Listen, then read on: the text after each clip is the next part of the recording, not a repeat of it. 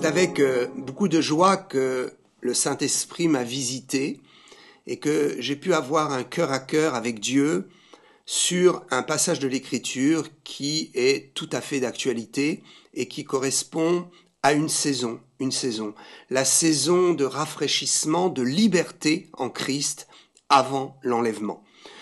Je reste convaincu et persuadé que malheureusement, beaucoup de chrétiens ne comprennent pas l'urgence des temps et ne se préparent pas pour l'enlèvement. Et c'est avec grande peine que je dis ça, mais je le dis aussi afin que vous et moi, nous puissions prier pour tous ceux qui n'ont pas encore pris conscience que les temps s'accélèrent, que cette année 2025 est une année très importante, charnière pour les événements apocalyptiques et en tout cas les 7 ans de tribulation. Les événements vont se bousculer et vont surgir et nous surprendre. Il faut donc être prêt. Soyez prêts. Pour l'instant, tout semble être calme, mais je vous assure que c'est un calme avant une grande tempête.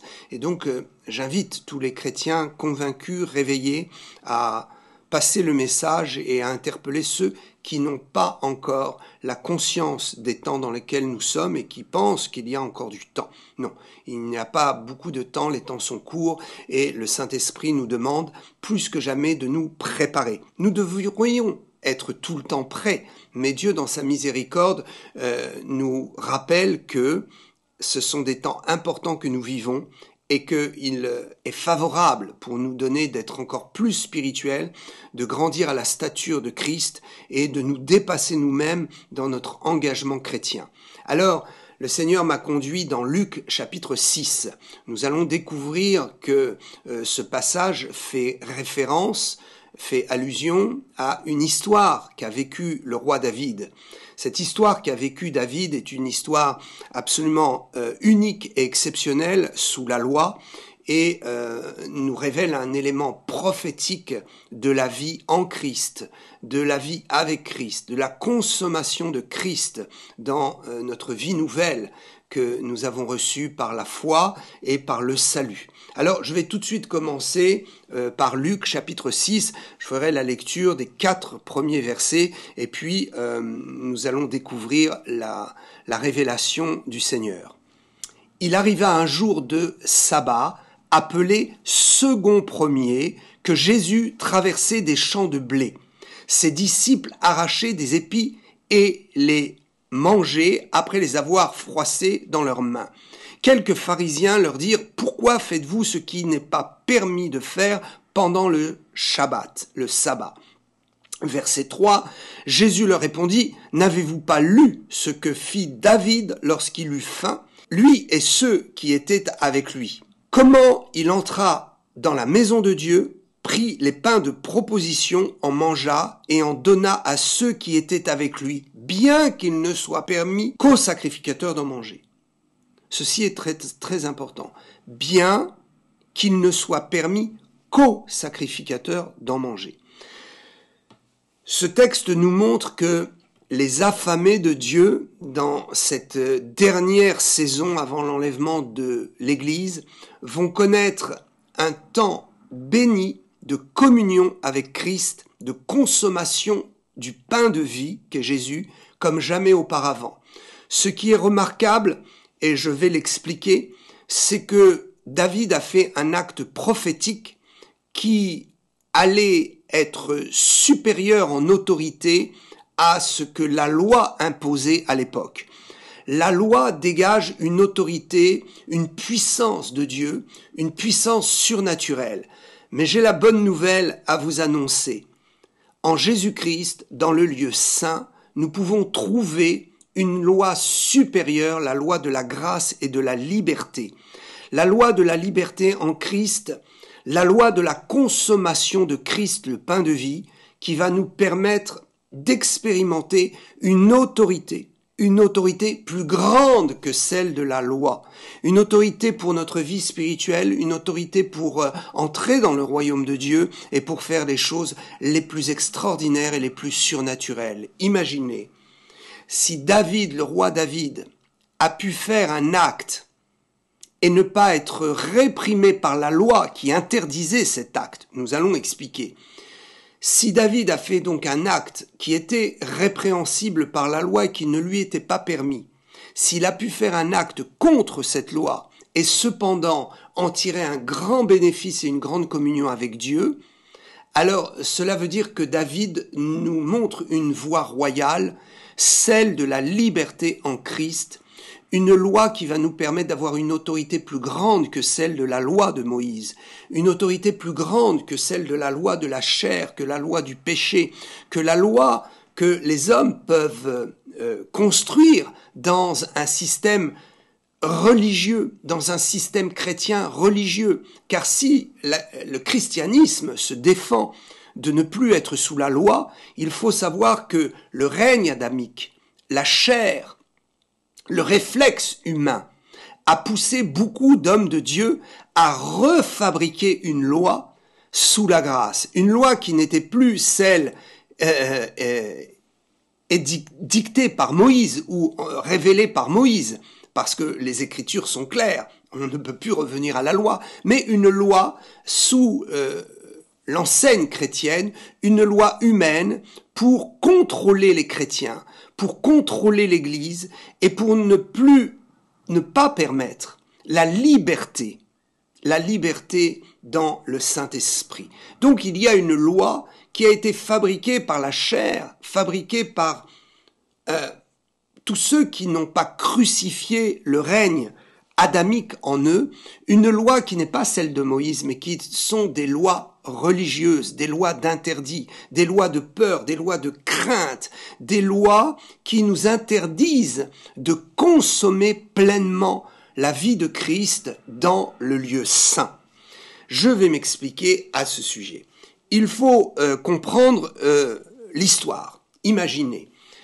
C'était la Pâque qui avait eu lieu. Bon, je ne vais pas tout expliquer, mais doctrinalement et au niveau scripturaire, au niveau des passages, des textes bibliques, nous comprenons tout à fait que Luc chapitre 6 est un épisode qui s'est passé quelques jours après la Pâque. C'était un temps où nous pouvons comprendre que le peuple juif était rentré dans la fête des pains sans levain, la fête de la moisson des prémices. Il faut savoir que Pâques est suivie d'une semaine de fête. Cette semaine de fête est la semaine des pains sans levain, qui qui identifie une première récolte en Israël.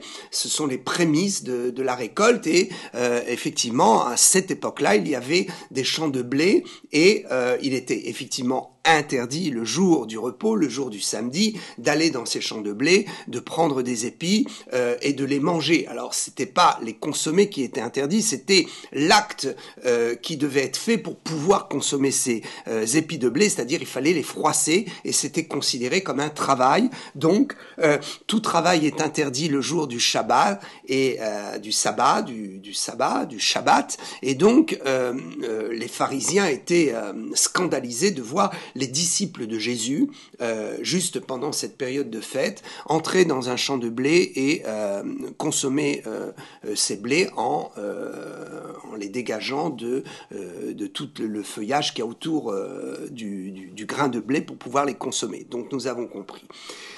Et à ce moment-là, donc, Jésus va interpeller les pharisiens. Imaginez la scène. Pâques vient d'avoir lieu. Il y a la festivité, la semaine des pains sans levain. Et puis, Jésus est là avec ses disciples. Ses disciples entrent dans un champ de blé et ils sont aperçus par les pharisiens dans l'acte qui est décrit dans ce que nous venons de lire dans l'Écriture.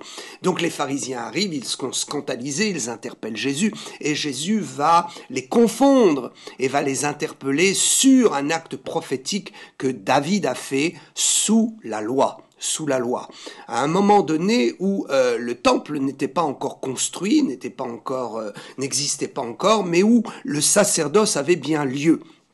Donc je voudrais tout de suite, pour que nous comprenions la profondeur de cet acte spirituel qu'a fait David, parce que il a renversé là une loi établie et il a pris le risque de mourir et de faire mourir ses compagnons, mais il a fait un acte de foi qui était entièrement empreint de la substitution prophétique de Christ qui devait venir. C'est-à-dire que quand David a pris les pains de proposition, nous allons lire le texte dans un instant, quand il a pris les pains de proposition, qu'il les a consommés, qu'il les a mangés, qu'il les a fait manger aux hommes qui étaient avec lui, eh bien, il a pris le risque de les faire mourir et de mourir lui-même parce que il était là en train d'enfreindre une loi, une loi très très importante, celle de ne pas manger les pains de proposition à moins d'être sacrificateur soi-même. Et à ce moment-là, pourquoi est-ce que David n'a pas péri et n'est pas mort? Eh bien parce qu'il faisait un acte prophétique. David est annoncé comme le fils du Messie, Yeshua ben David, nous disons. Ça veut dire Jésus, le fils de David. Nous savons que David est l'image type de la royauté de Christ, de la puissance et de la liberté par le Saint-Esprit que nous avons dans le règne de Christ. David a donc prophétisé de sa personne, des actes qu'il a posés, prophétiques, et de toute son histoire, David a prophétisé le Messie qui devait venir, la royauté qui ne finirait jamais, celui qui s'asserait sur le trône de David, Jésus-Christ lui-même. Donc, Jésus fait référence à David, et à travers cette référence, il va effectivement interpeller les pharisiens en s'identifiant lui-même comme étant le fils de David et la descendance de David. Mais ce qui est intéressant, nous allons le découvrir pour l'heure, pour la saison que nous vivons, nous allons le découvrir dans le texte de 1 Samuel 21, versets 1 à 6, où le récit de ce que David a fait nous est rapporté. Je dois dire que ce que David a fait est réellement préfiguratif de ce que Jésus allait faire au moment de sa venue sur terre, de sa mort, de sa résurrection et au moment de sa royauté pour les nations et pour tous les Juifs qui le reconnaîtraient comme le Messie. Donc, David a ouvert une nouvelle loi de liberté qui venait renverser l'autorité de la loi pour amener l'autorité de la foi et du Saint-Esprit, l'autorité de la vie en Christ. Alors évidemment, nous pourrions dire que cette prophétie ou cet acte prophétique a été accompli depuis que Jésus est venu sur terre. Mais ce que nous voulons découvrir, c'est que cet acte prophétique est vraiment accompli pour la saison dans laquelle nous sommes en train d'entrer avant le retour de Jésus. C'est un appel très fort et c'est une parole du ciel où le Seigneur nous dit que c'est l'heure où Dieu va nous permettre d'entrer dans une foi beaucoup plus grande et surnaturelle, où nous allons consommer Christ d'une façon totalement différente et où nous allons le consommer dans le lieu saint. Alors, je lis pour vous, à partir du verset 5, on va lire le verset 5 et 6 d'ailleurs, de 1 Samuel 21. Verset 5, je le prends en cours de verset. « Si c'est là un acte profane, il sera certainement aujourd'hui sanctifié par celui qui en sera l'instrument. » Alors le sacrificateur lui donna du pain consacré, car il n'y avait là d'autre pain que du pain de proposition qu'on avait ôté de devant l'Éternel pour le remplacer par du pain chaud au moment où on l'avait pris. Je prends cet extrait-là et je resitue le contexte. David est en train de fuir la haine de Saül. Une nouvelle royauté est en train d'arriver. La royauté de Saül va finir très mal d'ailleurs, et une royauté éternelle va arriver, celle de David, donc comme nous le savons, une royauté à l'image du Messie, à l'image de Christ. Donc David fuit. À l'époque, il n'y a plus le tabernacle, il n'y a pas encore le temple. C'est une époque très charnière où Saül a négligé fortement le sacerdoce, mais le sacerdoce est toujours présent en Israël. David fuit et il se retrouve volontairement, certainement, à Nob, une ville qui est en fait, qui n'est pas Jérusalem, une ville qui est autre que Jérusalem et qui est en Israël et qui est cette ville qui avait été choisie pour que le sacerdoce soit maintenu. Alors, beaucoup de choses à dire à propos de Nob, mais je ne détaillerai pas pour l'heure parce que il y a un message du ciel pour chacun d'entre nous et je voudrais me concentrer sur ce message. Mais il faut savoir que cette ville était la ville sacerdotale. Y avait-il un bâtiment? Y avait-il peut-être une reconstruction ou une image du tabernacle? Peu importe, mais Dieu désigne, Jésus désigne en tout cas le lieu où David s'est rendu comme étant la maison de Dieu. Donc il y avait réellement l'identification du parvis, du lieu saint et du lieu très saint. Et donc cette ville sacerdotale est équipée de la prêtrise, puisque ce sont les prêtres, les sacrificateurs qui vont faire tout le rituel qui se produisait dans le tabernacle dans le désert et qui se produira dans le temple de Salomon, puisque David a relayé la construction du temple à Salomon, puisque Dieu lui avait dit tu pourras penser, prier pour le temple, avoir ce projet, mais c'est ton fils qui le construira parce que tu as trop fait de guerre et tu as les mains trop pleines de sang, donc c'est ton fils Salomon qui construira. Bref, quoi qu'il en soit, nous sommes ici dans cette situation où David est en train de s'enfuir et va se réfugier en quelque sorte dans cette ville sacerdotale. Il espère certainement y puiser une action de grâce, une force, une faveur de Dieu. En tout cas, très certainement, il est allé là-bas, il est passé là-bas pour adresser une prière à Dieu et montrer sa consécration pour lui et peut-être faire des vœux. Quoi qu'il en soit, peu importe, nous le retrouvons là, devant le sacrificateur, il a faim et il demande à manger au sacrificateur. Le sacrificateur lui dit écoute David, on n'a pas de pain, on n'a rien à te donner à manger, on n'a pas de pain frais, le seul pain que nous ayons, c'est ce pain qui est préparé pour mettre dans le lieu saint. Vous savez que dans le lieu saint, quand on entre dans le lieu saint, nous avons en face le rideau qui sépare le lieu saint du lieu très saint. Devant ce rideau, l'autel des parfums.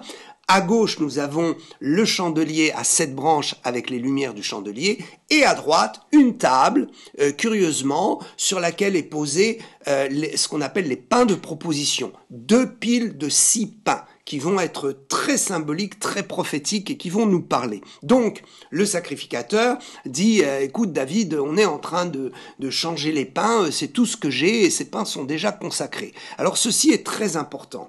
Le verset 6 que nous avons lu dans 1 Samuel 21 est très important parce qu'il nous donne une indication. Il nous indique que David est arrivé en fait un jour de sabbat, un samedi. Pourquoi? Parce que les pains de proposition devaient être changés tous les 7 jours, donc il y avait un cycle qui tournait, et au moment du sabbat, il devait y avoir un renouvellement des pains, et donc le sacrificateur prenait les pains qui avaient fait 7 jours, et il les remplaçait par des pains tout frais qu'il venait de faire, et les pains de 7 jours pouvaient être consommés, mais uniquement par les prêtres, les sacrificateurs, parce que celui qui en aurait consommé aurait été puni de mort et aurait pu effectivement mourir sur le champ.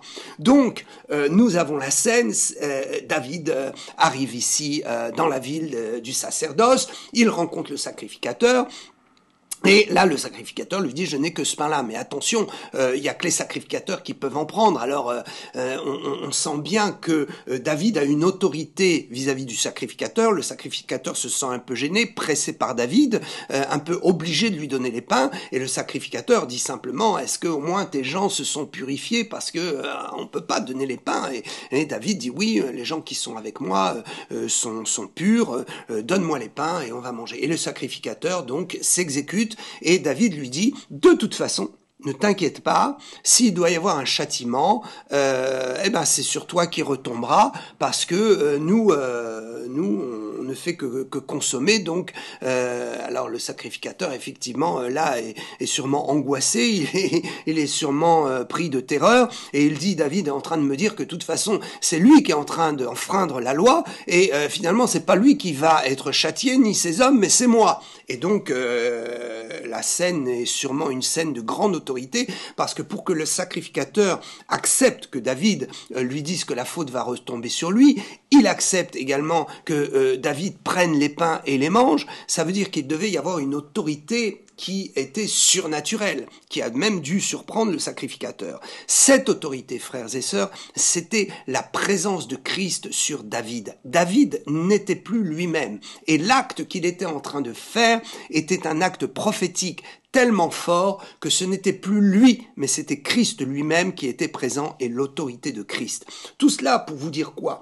Tout cela pour vous dire que l'autorité de la liberté en Christ est bien plus forte que toutes les lois. Et j'en reviens à mon histoire de la loi de Moïse, qui a une puissance extraordinaire. Cette puissance, c'est de nous révéler le péché, de nous amener la crainte de Dieu et de chercher une solution, d'appeler le sang, d'appeler le sacrifice pour être pardonné. Donc c'est très puissant. Imaginez la puissance de Dieu, la puissance du Saint-Esprit pour convaincre les consciences avec la loi. Mais maintenant, la grâce arrive et David est en train de dépeindre la puissance de la grâce et il va amener une autorité plus grande au point que le sacrificateur va devoir s'exécuter malgré lui.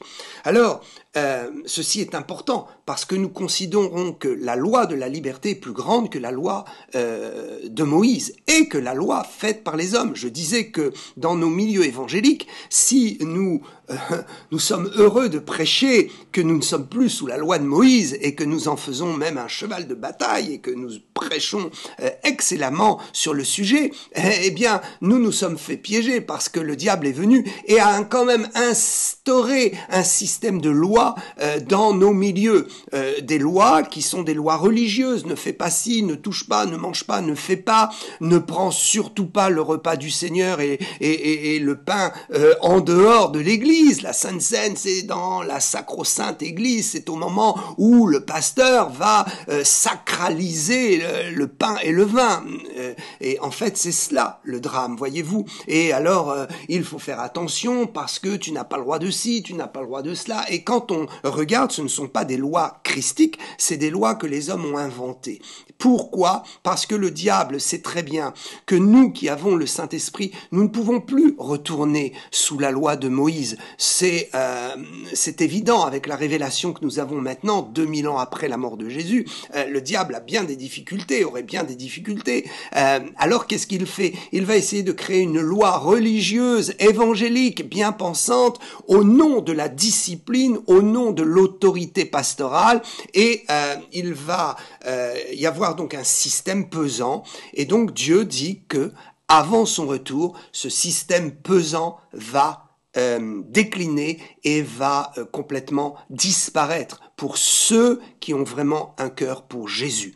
La loi, le légalisme, quel qu'il soit un légalisme issu de la loi de Moïse, qu'il soit un légalisme issu d'un milieu ou d'une façon de vivre notre évangile dans nos milieux évangéliques et pentecôtistes, qu'il soit issu de la grande église chrétienne romaine, Dieu va balayer tout cela pour ceux qui ont le cœur sincère et ceux qui ont la foi de consommer Christ dans le lieu saint sans avoir peur. Pourquoi n'avons-nous pas peur? Et c'est là la puissance de la liberté en Christ, c'est que nous savons que de toute façon, si nous faisons quelque chose qui est contre la loi religieuse, Dieu a déjà pourvu pour effacer les conséquences et honorer nos actes de foi.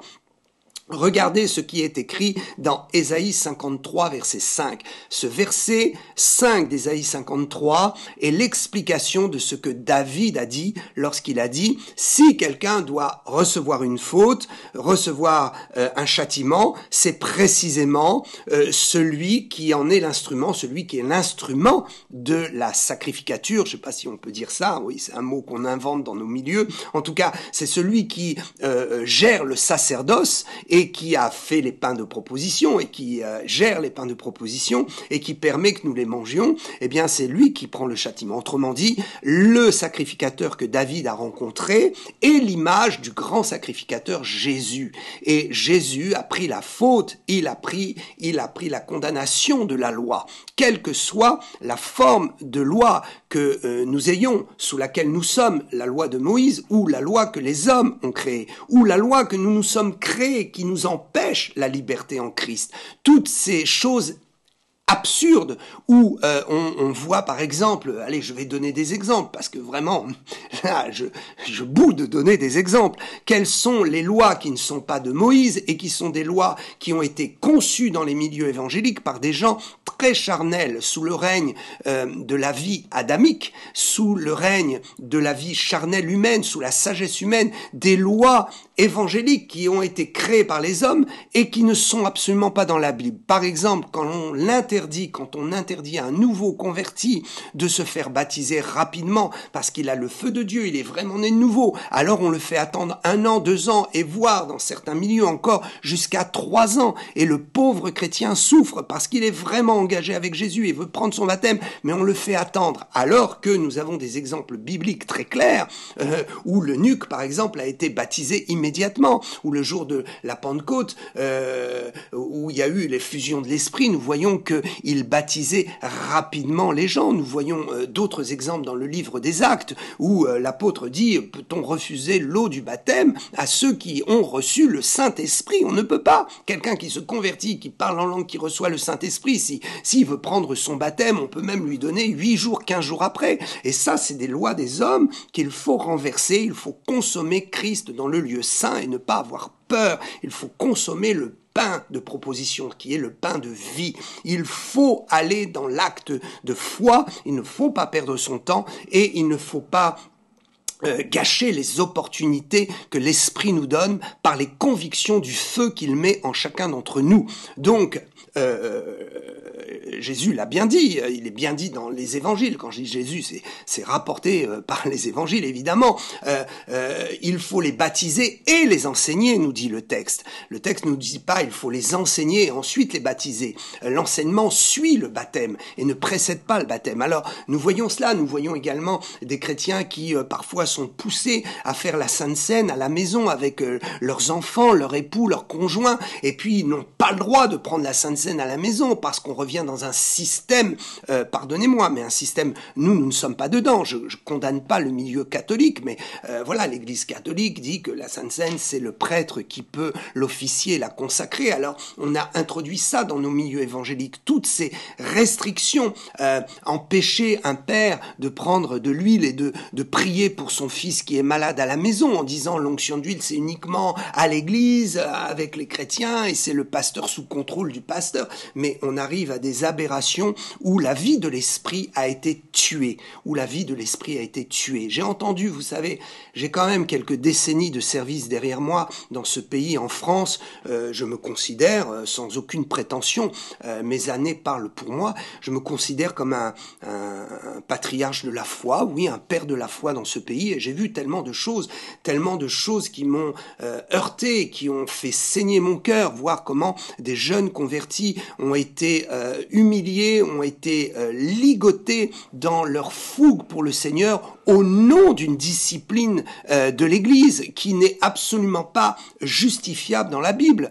Moi-même, j'ai vécu ça quand je me suis converti. On m'a interdit un tas de choses alors que j'avais un feu pour aller chercher les païens. Alors, je ne dis pas que dans l'Église, il faille ne plus avoir de règles. Comprenez bien, je ne dis pas que c'est dans l'Église, il ne faut plus avoir de règles et qu'il faut effectivement, tout le monde, ça ne peut pas être la hiérarchie, il faut une hiérarchie dans l'Église, ça ne peut pas être l'anarchie.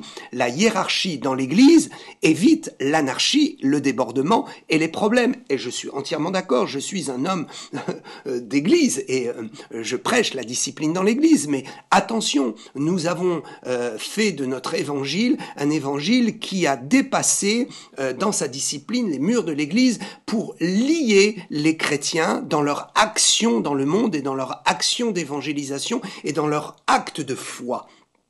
Donc, il faut vraiment faire très, très attention à cela. Alors, je ferme ici la parenthèse, Ésaïe 53,5, « Mais il était blessé pour nos péchés, brisé pour nos iniquités. Le châtiment qui nous donne la paix est tombé sur lui. Et c'est par ces meurtrissures que nous sommes guéris. » Voilà, le châtiment est tombé sur Jésus. Et quand c'est une révélation très forte de David, une révélation prophétique, lorsqu'il dit dans ce que nous avons lu dans 1 Samuel 21, verset 5, « Et il sera certainement aujourd'hui sanctifié », donc cet acte considéré profane par la loi, il sera sanctifié par celui qui en sera l'instrument de la loi, celui qui est le sacrificateur. Jésus a pris sur lui la condamnation de la loi, il a pris sur ses épaules nos fautes, et jamais, jamais, quand nous nous tenons dans la présence de Dieu, dans le sein de la présence du Saint-Esprit, eh bien, il n'y a pas de faute, il n'y a que des actes de foi qui sont bénis par le Seigneur Jésus. Donc, si quelqu'un est dans l'Esprit, si quelqu'un marche avec Dieu, ne venons pas renverser ses actes de foi, mépriser ses actes de foi, et n'empêchons pas les actes de foi, parce que nous arrivons dans une saison, et le Seigneur me l'a montré clairement, une saison où ceux qui ont le cœur sincère et pur et bouillant pour Dieu, les affamés de Dieu, vont rentrer facilement. Oh, je sens la présence de Dieu en vous disant ça, et j'atteste que le Seigneur dit cette parole.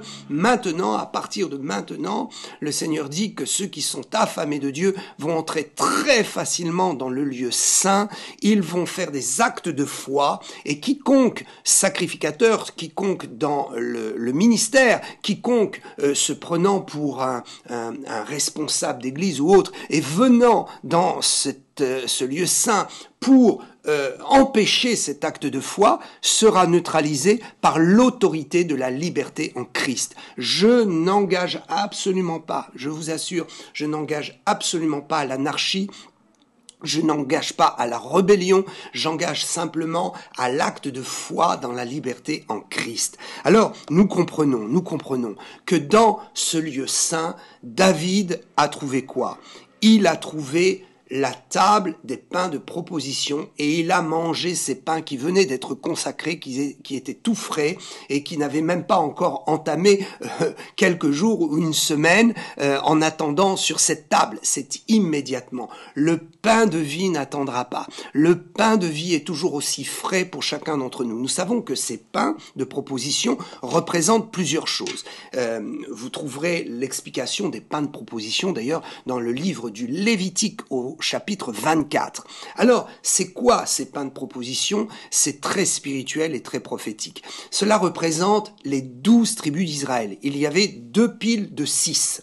Ces 2 piles de 6, 6 et 6, 12, représentent les 12 tribus d'Israël. Ces 2 piles également, pourquoi elles sont divisées en 2? Pour nous amener dans l'acte prophétique et comprendre que ces 2 piles-là représentent également tous les convertis de la loi qui ont rencontré leur Messie, tous les Juifs de lignée réellement d'Israël et de lignée des Hébreux, tout le peuple juif qui rencontre Jésus ou qui se présente devant Dieu, et à côté une autre pile de 6, 6 étant le chiffre de l'homme, 2 groupes bien distincts, ceux qui sont en Jésus-Christ, donc toutes les nations qui sont venues et qui ont été déposées devant Dieu comme des pains, comme des offrandes à Dieu, donc le peuple d'Israël et le peuple des nations nouveau-nés en Jésus-Christ. Et puis ces pains de proposition donc représentent également les 7000 ans de l'existence de l'homme sur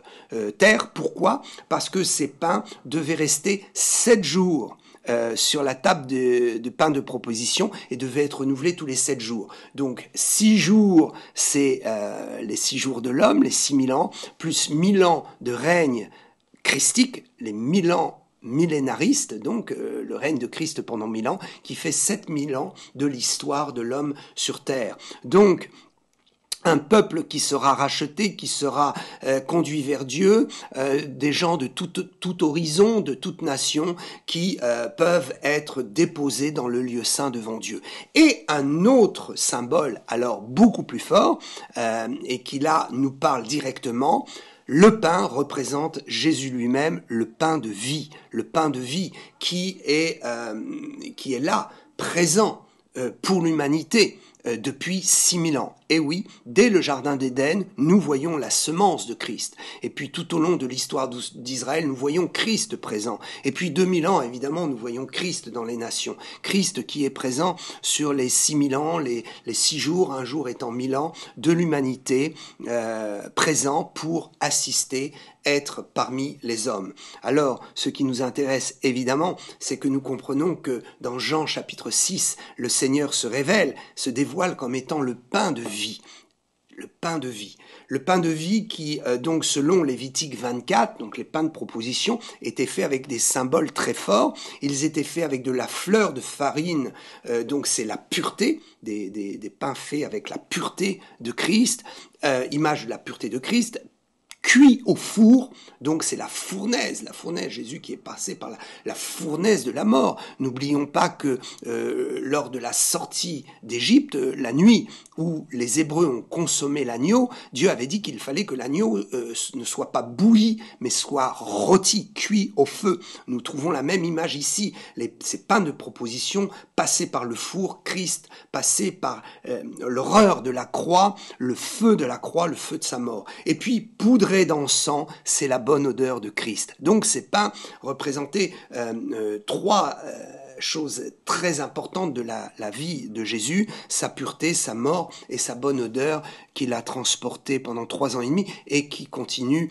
à se ressentir et à être transportée dans le monde depuis 2000 ans. Alors, nous voulons donc comprendre que ces pains de proposition ont été mangés, consommés par David le jour du repos.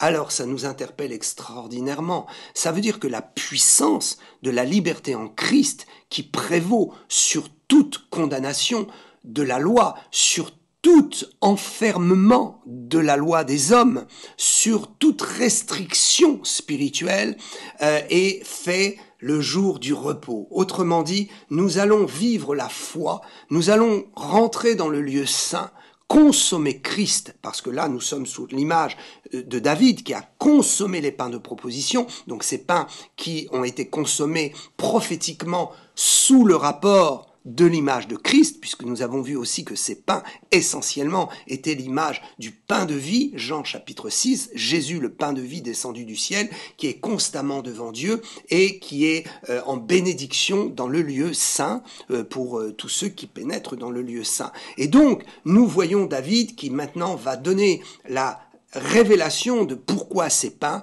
parce que ces pains devront être un jour consommés. L'image prophétique, c'est la consommation de Jésus.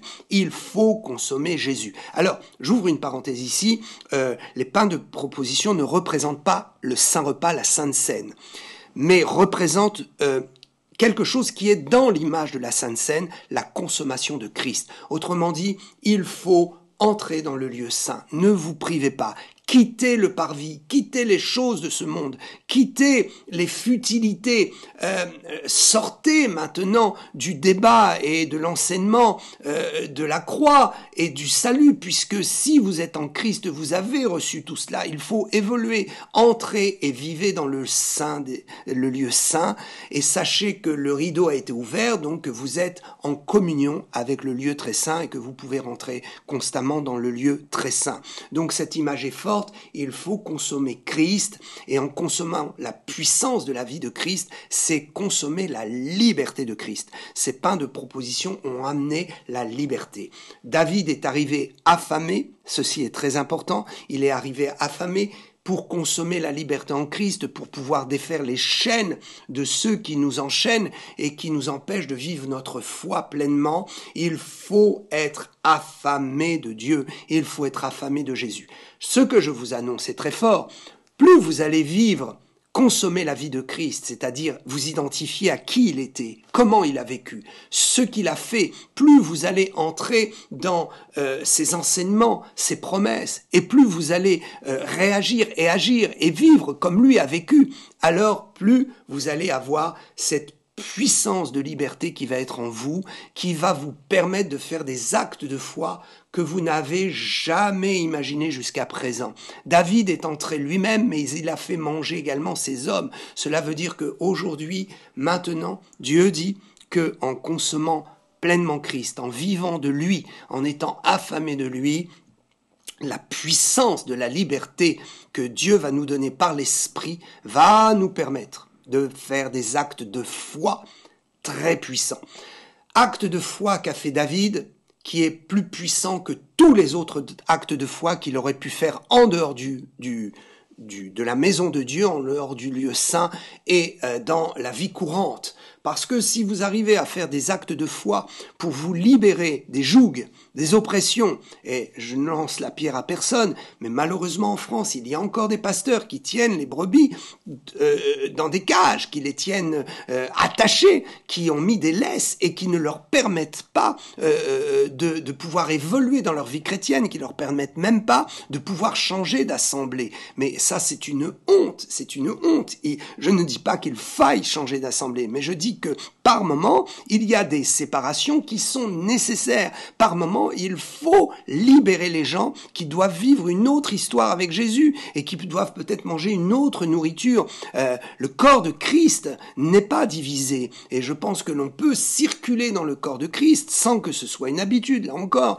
ce n'est pas une anarchie qui doit se créer. Ne prenez pas ce que je dis comme un sujet de pouvoir satisfaire votre insoumission. Mais si vous êtes soumis, que vous vivez pleinement votre foi et que Dieu vous demande d'aller dans une autre assemblée parce qu'il a un autre plan pour vous, il a d'autres projets, il a d'autres œuvres pour vous, alors cela doit se faire dans la paix. Les transferts, vous savez, ça va dans tous les sens. Un pasteur qui a conscience que ce n'est pas lui qui a cherché le troupeau ou que le troupeau ne lui appartient pas, a conscience que c'est Dieu qui lui a donné des brebis et que si le Seigneur veut lui en donner d'autres ou vers des transferts, les brebis appartiennent au Seigneur. Nous allons entrer dans un système où les murs des églises locales vont tomber, je parle spirituellement, et où beaucoup vont se réjouir de voir une telle moisson qu'ils ne seront plus inquiets de voir les transferts de membres, mais ils verront le feu dans leur église.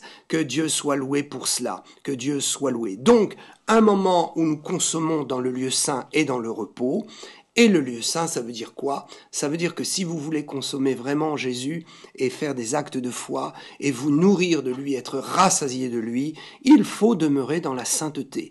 Le pouvoir qui se trouve dans la consommation de Jésus dans le lieu saint est un pouvoir qui vous maintiendra dans la sainteté. Comme la loi ne peut pas vous maintenir dans la sainteté, la loi étant brisée par la liberté en Christ et par la foi, à ce moment-là, cette liberté, cette foi vous permettra de vivre une vie de sainteté avec Jésus. Oh, que Dieu soit loué, que Dieu nous aide dans la compréhension de ces choses. Je souhaite à chacun de pouvoir vivre cette expérience de la liberté en Christ sans enfreindre les lois de discipline dans l'Église, mais en vivant réellement sa vie avec Jésus. Sachez que vous rendrez compte pour vous-même.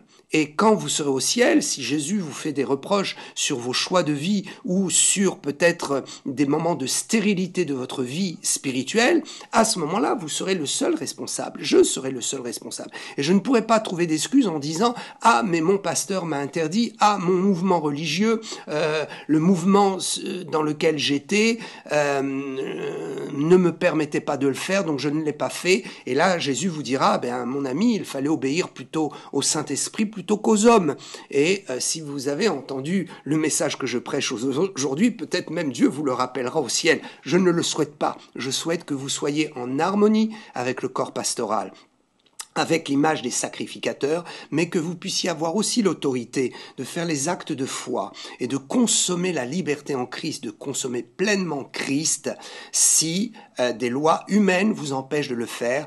consommez Christ et vous aurez l'autorité, dans la paix et l'amour, de pouvoir vous dégager et de pouvoir accomplir le travail de la dernière moisson. Tous ensemble, nous allons vivre un tournant.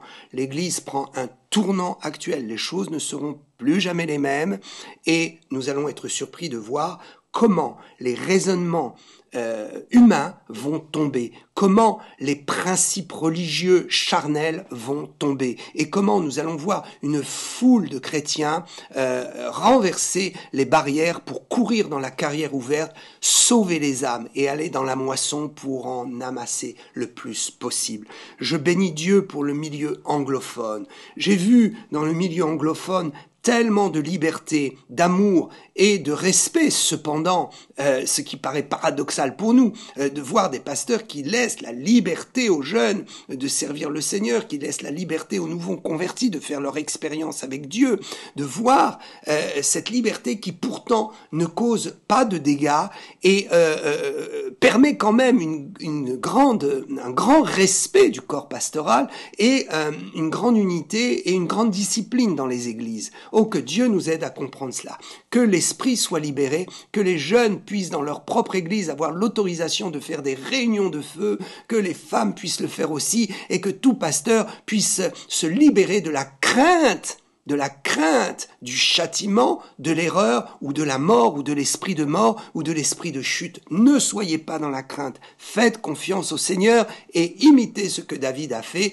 Il était affamé, il a dit ça suffit, je suis affamé. Si nous sommes vraiment au bout, que nous voulons voir un réveil, il faut aller dans la foi, consommer Christ dans la sainteté et refuser d'être dans la crainte à cause de la loi et du légalisme. Que Dieu nous aide à comprendre cela. La saison est ouverte, le lieu saint va accueillir de plus en plus des gens assoiffés de Dieu et dans ce lieu saint, il n'y aura plus de restrictions pour consommer toute la puissance de liberté en Christ et toute la puissance de Christ dans le lieu saint. Oh, que Dieu nous aide à briller et briller encore de cette révélation. Je vous dis à bientôt pour une autre émission, une autre révélation.